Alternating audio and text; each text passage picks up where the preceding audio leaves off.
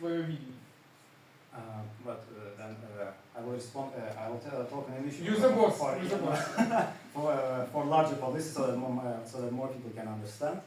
Well, in general, so basically, my viewpoint is, often I try to convey this message. So oftentimes, for example, we in the West, we view Russia as something natural, as a nation state equivalent to other European, let's say, equivalent to other European nation states like Germany, France, Poland, or UK. However, what is missed from our understanding of Russia is that actually, well, in reality, Russia is an artificial entity.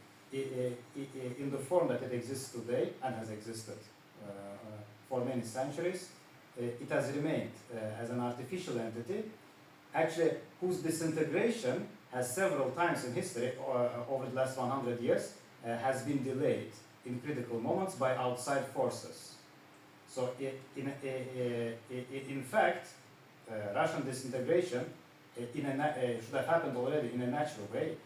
Its time had come already after the First World War, at the start of the 20th century. So I mean, as we remember, after the Bolshevik Revolution, first of all, many national republics, many national regions within Russia, but also regions like Siberia and Ingria and Ural, which are populated by nominally ethnic Russians. So they declared their independence. But okay, I'm not even talking about other nation states like Azerbaijan, Armenia, Baltic states, Georgia. Far East Republic also. Yes, also yes. And it was even when already was occupied Karelia, Ukraine, Kuban, the Mountain Republic, Far East Republic were still independent. They were independent till 1922 or 23. Yes, so probably if Japan and the United States were more proactive, at least for 100 years. Yes. Well, they were proactive, but in a different way, in a negative way. I'll come to that, precisely that. So already, its time, like Russia's time, had already come. So the time of this artificial entity had already arrived at the beginning of the 20th century. But then what happened? In fact, it had been rescued by Western powers, mostly by United States. Well, for example, in the early 20s, Russia was suffering from hunger. But the United States, for example, provided material relief, financial assistance, and also the period between, which is called actually in historiography, which is called as Russian Civil War. But in reality, that wasn't really a civil war in a proper sense.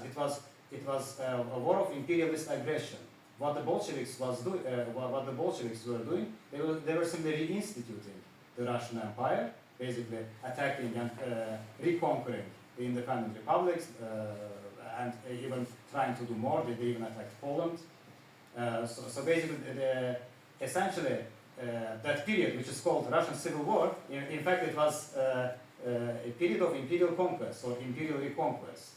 And since, after the First World War, Germany was defeated, and also Western Entente powers, they had other things in mind. They had other stuff to do. Apparently, to think about. They had other things to think about. So this disintegration, Russian disintegration, that natural process was interrupted, and also due to the relief that the Bolshevik government received from the United States. So that disintegration was interrupted.